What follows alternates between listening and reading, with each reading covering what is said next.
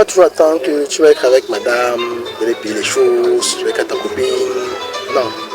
Parfois, de temps à autre, quand tu as tes petits miettes là, tu te fais plaisir, tu sors un peu, tu peux acheter un petit quoi, un petit 5 000, 10 000. Tu te fais cadeau à toi-même. Parce que la plupart des jeunes actuellement sont consacrés uniquement pour faire plus de cadeaux à leurs copines, on peut dire entre guillemets.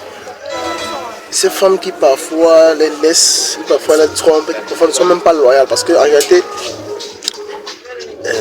n'est destinée à recevoir des cadeaux que celle qui est loyale, celle qui est fidèle, celle qui est respectueuse, celle qui est intègre, celle qui sait travailler. N'est destinée à recevoir des cadeaux que celle qui est loyale, fidèle, respectueuse, sait travailler, qui est intègre. Parce que il y a une série de manipulations dans laquelle la société est en train d'engrainer les jeunes, en faisant faire comprendre aux jeunes qu'ils sont obligés de prendre soin de leurs copines. Je n'ai pas dit de ne pas faire des cadeaux, mais à qui? Quel type de copine faut faire un cadeau? Parce que si c'est le genre que elle te parle à toi à travers le public et ne sait pas rester tranquille, quand tu peut-être tu as de l'autre tourner là, faire un petit voyage, une petite randonnée avec un certain monsieur qui l'a abordé ou un sugar daddy. Non, ne me dit rien, ne me dit absolument rien. Mais ce genre de filles qui a ce type de filles ayant des valeurs traditionnelles des mamans d'avant, des femmes qui savaient rester avec leur mari, qui savaient épauler leur mari, qui savaient encourager leur mari, qui savaient être fidèles à leur mari. Et ce type de femmes-là, il faut faire des cadeaux, il faut faire beaucoup de cadeaux. Et elles sont très rares. Parce qu'actuellement, cette génération, c'est la génération miracle. On va tout voir avec elle. Tout voir. Donc, moi je vous dis, vous donne un conseil de frère à frère, d'ami à ami. Bon, si vous comprenez, si vous ne comprenez pas, ça vous regarde. Parce que si toi, jeune homme, tu dis que tu as juste besoin d'argent pour t'occuper d'une femme, ça veut dire en réalité que tu n'as rien d'autre à offrir à cette fille à part l'argent. Et cette fille n'a rien d'autre à t'offrir à part son corps. Parce que si déjà, premièrement, pour déjà comprendre que c'est l'argent qu'il nous faut pour avoir cette fille, ça veut dire que c'est un objet que tu es en train de vouloir acheter. Et cette fille qui passe le temps à vous faire comprendre de manière consciente et inconsciente qu'il faut l'argent pour les avoir, ce sont les filles qui sont en train de se vendre aux enchères. Parce qu'une femme de valeur, la première chose qu'on va mettre en avant, c'est d'abord, en dehors du physique, hein, parce que l'argent est important, en dehors du physique, elle met les valeurs en avant. Parce qu'une femme, c'est une femme qui a été bien éduquée par sa mère, qui a été bien éduquée par son père, et qui a reçu une éducation de valeurs traditionnelles. Mais la plupart actuellement, moi il parle d'actuellement, il ne parle pas d'avant, il ne parle pas de demain, il parle d'actuellement. Les filles de maintenant, le mariage sera très difficile. Trouver une fille de valeur sera très difficile. Pourquoi? Parce qu'en réalité, la plupart d'entre elles ne se contentent plus de ce qu'on peut leur donner comme argent de beignet, argent de poche, argent de soutien, mais elles veulent un surplus, un supplément d'argent pour pouvoir faire les sorties un peu bizarres, les iPhone 13 qui ne sont pas à leur hauteur, qui ne sont pas destinés pour elles pour le moment. Parce que pour pouvoir t'acheter un cadeau de 200 000, il faut au moins gagner au minimum 1 million par mois. Mais tu vas voir ces jeunes filles qui sont vos copines, qui ne gagnent pas même 100 000, s'offrir des téléphones de près de 300 000. Mais ça, c'est dans les femmes que vous voulez épouser, non? Moi, je parle de mes jeunes frères, de mes frères comme moi. Demain, on va se marier, on va voir les femmes, les enfants, tout ça. Mais il faut chercher quel type de femme offrir ce genre de cadeaux. Parce que si tu passes ton temps à te consacrer uniquement sur ce type de femme, tu risques de tourner en rond, ne jamais évoluer. Parce que un ami m'a dit, si tu veux évoluer dans la vie, il faut oublier les femmes. Et c'est vrai.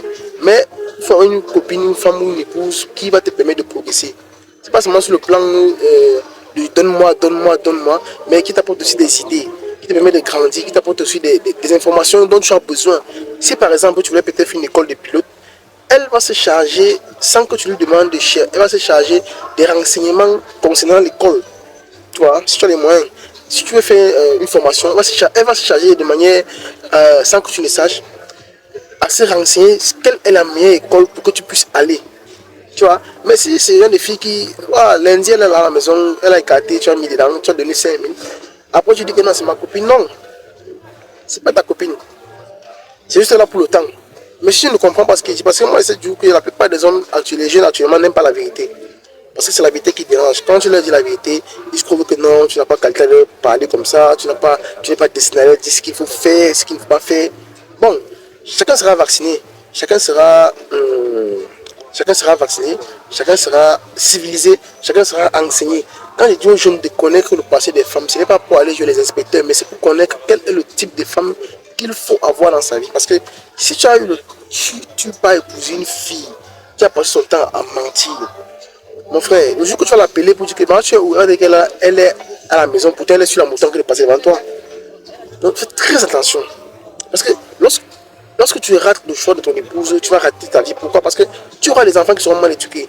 Tu auras une femme qui ne sera pas loyale et ça sera une honte pour toi. Parce que la femme est le prolongement de la gloire de son mari. La femme est la couronne. Ceux qui sont chrétiens disent que la femme est la couronne de la tête de son mari. Oui.